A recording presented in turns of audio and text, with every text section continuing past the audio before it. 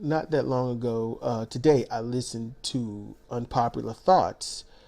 He did a thing on domestic violence, the signs and ways to giving solutions, to help people, but mainly women. And I don't know if he noticed it, but that's where it trailed off to. It went from something of neutral, and he brought up Bow Wow situation, but it trailed off into men only abusing women. Now, I'm not saying he had a motive. No, he didn't. He's just trying to shed light on stuff. But then he only had examples of that.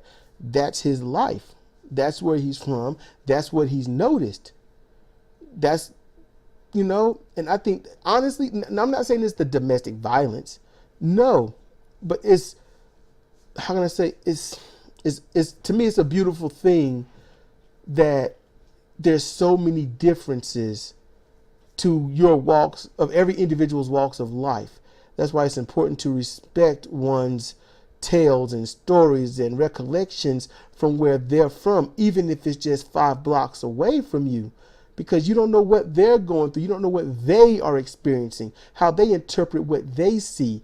And Unpopular Thoughts, he ain't trying to make friends. He ain't trying to do none of that. He's giving you the facts. He's telling you from his point of view, from what he went through, not what he went through, but what he witnessed, what he, overheard it, and ways that he wanted to jump in it, and then seeing how others jumped in it and what they got for it. And I urge you to go check out Unpopular Thoughts channel and listen to that video. I'm going to link that video in the description. It's an awesome video. It is just real talk. And I think you'll do yourself a disservice by not listening to it.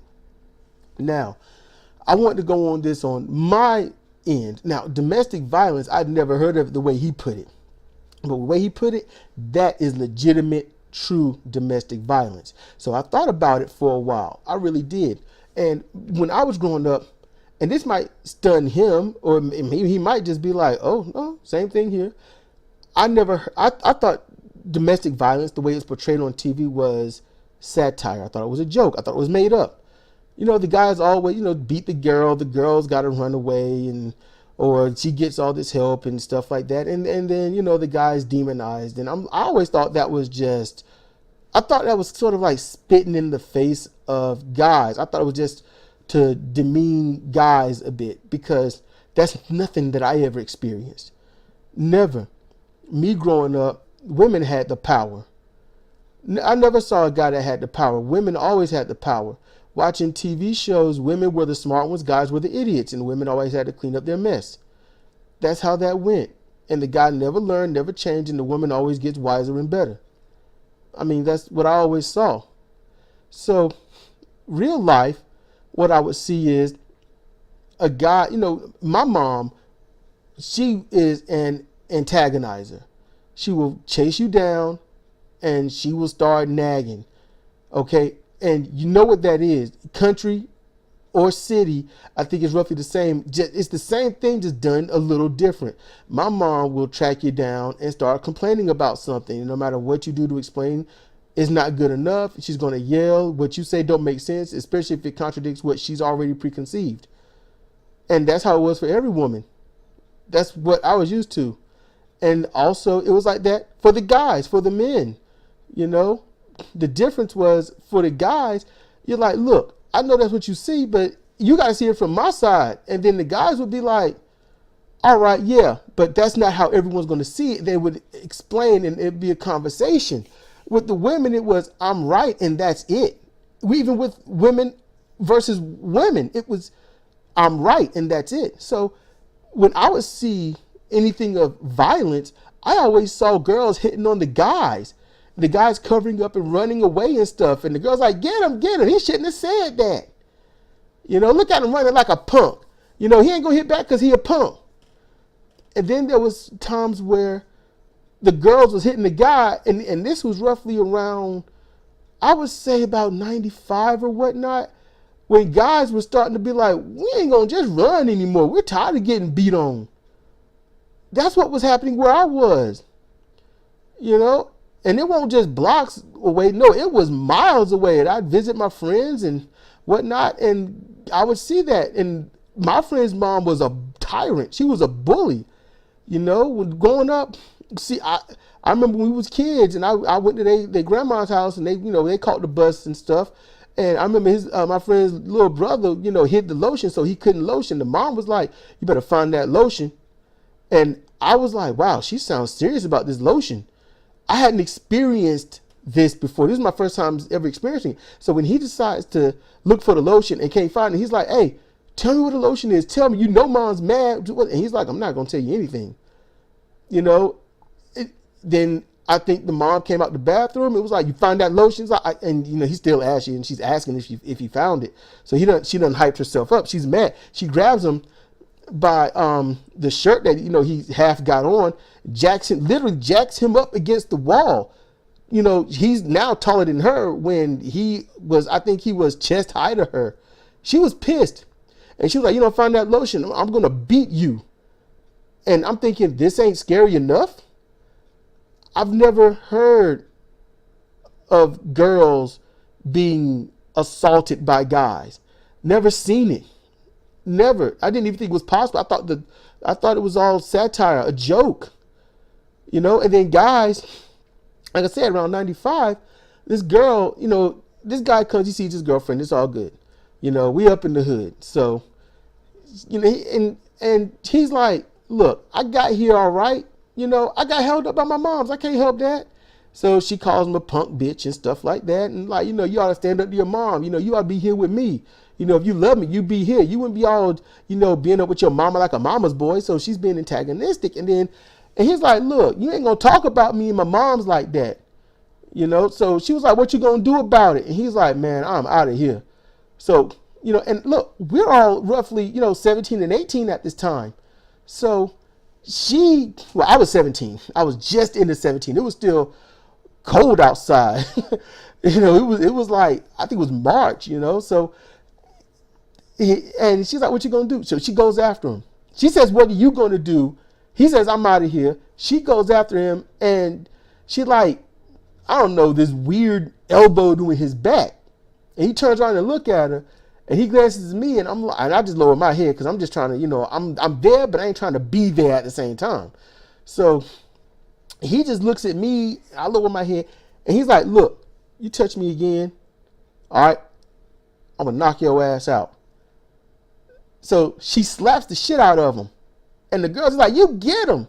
And the guy's like, you can see him do that lip licking thing, pull his bottom lip in. And he just closes his eyes, turn around. She's like, "Yeah, that's right. I thought you was a bitch. You ain't shit. Going back to your mama." And I'm like, why is she doing this? He showed up.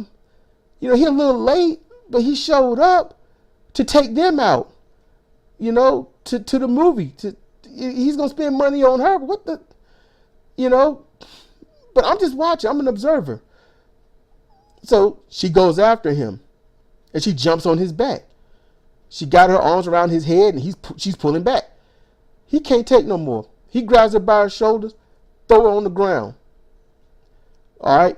His coat's all, pulled over him and stuff, and he has to get himself correct real quick. She's getting up. She don't even care. Stuff that fell off her. I see a piece of hair on the ground, and, I see some earrings, and her shoe is half off. She kicks her shoe off, and she grabs it and throws it at him and hit him in the chest. He covered his face. She goes after him. And he grabs her by her neck and reels back. And all the girls like, "You better not hit her. You better not hit her. You be a bitch. You ain't no man. You ain't no man. Real man ain't got to hit a woman. Why can't you sell it something?" And they just, why can't you sell it any better? You ain't smart. You weak like that. And it gets to him. So he lets her go. He's like, "Leave me alone." And she was like, "You threw me on the ground. What's wrong with you?" So he apologizes. He picks her stuff up. And then she's like, "Get your trifling ass on. You ain't worth anything anyway." So he gets to his car. She runs up. She takes her earring, keys his mom's car. She didn't care. She didn't give a damn. He gets out the car. He shoves the door open, knocks her down, gets out, and starts kicking her. He's hollering about that's his mom's car. The girls are looking at the guys, looking at me and my four friends, and like, "What y'all ain't gonna do nothing? Y'all punks too?" And my friend, Jeff, since that's a common name, but his name is actually Jeff. Not gonna give the last name, not too common. But he's like, look, that's their business. She's the one that keep going after him. And that went around a few schools. And that's guys fighting back. That's what I saw in the 90s. Guys starting to actually fight back. But then around 96, 97, that's when all these commercials come out talking about, there's domestic violence, and a man should never hit a woman, and then men talking about how men are punks, and there's never a reason to hit a woman and stuff. And my friend that's not a friend anymore, I asked him, what can a girl do to you that would make you hit her back? Just like what? Because every time he found a girlfriend, they were always misbehaving something. The kind that if there's a slight argument or disagreement, they would start hollering and yelling in public. And me and Sidra had to bear witness to this. It was embarrassing because she's hollering and yelling. My mom and dad, we was living with them, and my mom and dad ain't even getting into it. And I know they hear it. This woman is hollering. My friend is just kind of like, I ain't got nothing to do with this. Now, granted, his words triggered her, but she could have handled it a lot better. If she got some words, she could have said it lower, but she didn't. Because women, from where I am, they are trained that they can say and do anything. It's okay for them to have feelings, and it's okay for them to hurt others, but it's not all right if the guy hurts them. And women get comforted when they get hurt. Guys just get told, man up. That's toxic. That's real toxic. Guys can't get comfort. They can't get love. They can't get support. And if they try, they get laughed at. They get humiliated. See, what Unpopular Thoughts was talking about when it comes to domestic violence, he was talking about real domestic violence. And that equates to what I think it does. You can correct me if I'm wrong, Unpopular Thoughts. But I'm like, that's domestic violence too. And I mean, not the situation, not the individual thing. I mean, it's taught, it's trained, it's in our society. So it's going to keep happening, and it doesn't stop. It's habitual. Girls are taught, hey, you can, you watch the TV shows, the movies, you can throw drinks in the guy's face. You can slap the guy. You can, and not in that order, but both usually do happen. And the guy just have to stand there and be like, yeah, and deal with it. That's it. And then and it's not cool. It's not fair. Because if a guy throws a drink in a girl's face, then he's going to get, dog piled, verbally and or physically. That's not fair. And that's something that Light Skinned Love was talking about. Now, he came across this video, I think, a little harsh, but the overall message was, you want equality, but you don't want things to be equal. And that's what Conquering Thought was. He left a comment on someone's channel. I can't remember. I'm sorry that I can't remember what it was, which channel it was. But it was like, feminists don't want equality. They just want feminine supremacy. And I was like, he nailed it. And that's the big difference. And I think we ought to really think about this. And it's not just having a conversation. Don't just talk about it. Find solutions. Don't talk in circles and then start comparing, who did what and what's fair, what's not fair.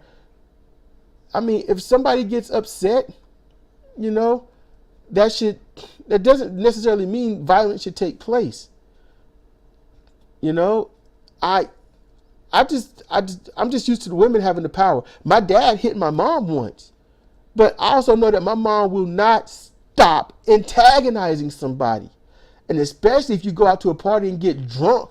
My dad being drunk, which didn't happen too often, honestly, but mom wouldn't stop whatever she was doing. So she comes out with a knot under her eye. I don't even think anything about it other than, should I be mad? Because I know how much she can piss people off. But what do? It wasn't feeling powerless. I'm like, what do you do? If somebody's in your face and you can't get them out your face, what are you going to do to shut them up? I know when they get mad at me, they whoop me. So dad gets mad at mom. Obviously, he whooped mom or what not, a punch or whatnot. But at that age, that's what I thought. You know, I'm just like, it's just what it is. Because that's what I'm used to. I figured it was fair. I mean, true equality. But that's just me. That's what, you know, Dad's never hit mom before or after that. And he was real sorry. He felt really bad. And I was trying to figure out why he felt bad. I'm just like, they get mad and whoop me when people get mad and they whoop their kid. Or in prison, when they get mad at the inmate and they beat the inmate. Or when someone gets mad at someone and call the cops knowing that the cops might kill them. I'm like, this is really nothing. But back then, there was no hearsay or any evidence of cops killing people randomly like they do today. But still, violence is violence. Domestic violence, I think it's just everywhere. Maybe we've all gone crazy. Maybe, I don't know. Please respond to this. Comment. Let me know. Let me know what you think. You know, this has gone long enough. I'm trying to make my videos shorter and more focused. So please, you know, click that gray bell, click subscribe. Please share this. You know, I just want real talk. So I'm going to end this. This is Cedric Kennedy for Comparative Reasoning. Thank you for listening.